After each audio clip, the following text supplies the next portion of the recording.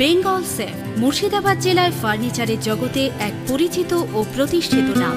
৫৭ বিবি Sen road, Baharampur, Murshidabad.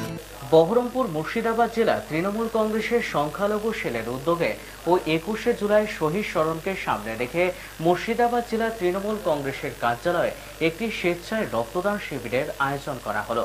জেলার বিভিন্ন প্রান্ত থেকে তৃণমূলের কর্মী সমর্থক প্রায় ২০০ জন স্বেচ্ছায় রক্তদান করে।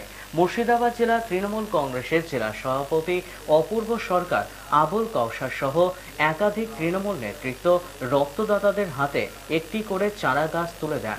পরিবেশের ভারসাম্য রক্ষা করতে এই অভিনব উদ্যোগ তৃণমূল সংখ্যালঘু সেলের।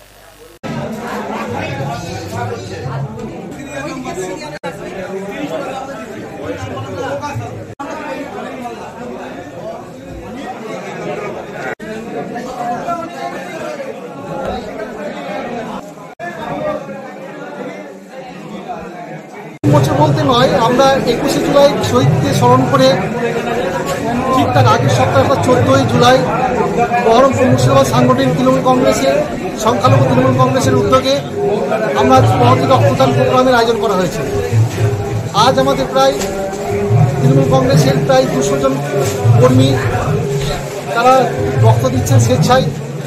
রক্তদানের সঙ্গে সঙ্গে আমরা একটা করে বৃক্ষ দিচ্ছি তাদের হাতে। অর্থাৎ আমাদের মাইনরিটি সংগঠন দুটো কাজ একসঙ্গে করছে।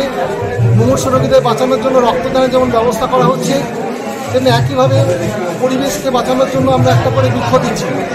এটা আমাদের একটাই লক্ষ্য। সামনে আমাদের ২১শে জুলাই, তৃণমূল কংগ্রেসের কাছে আবেগ, একটা ঐতিহ্য দিন। নেত্রী মমতা ব্যানার্জি ডাক দিয়েছেন, আমরা ধর্মতলায় যাব। তার আগে প্রত্যেকটা ব্লকে বৃক্ষরোপণ কর্মসূচি যেমন করছি, আজকে ১৪ই জুলাই জেলা পার্টি অফিসে আমরা স্বেচ্ছায় একটা রক্তদানের ব্যবস্থা করা হয়েছে। আমরা আজ এই রক্তদানের মধ্য দিয়ে ২১শে জুলাই আমাদের প্রচার অভিযান সংখ্যালঘু তৃণমূল কংগ্রেসের শুরু হলো। বেঙ্গল সেফ মুর্শিদাবাদ জেলায় ফার্নিচারের জগতে এক পরিচিত ও প্রতিষ্ঠিত নাম। মনের ভাবনাগুলো প্রকাশ পেল, ঘর সাজাতে ইচ্ছে হলো, রকমারি আসবাব আছে একসাথে, চলো ঘর সাজাই বেঙ্গল সেফের সাথে, বেঙ্গল সেফের সাথে।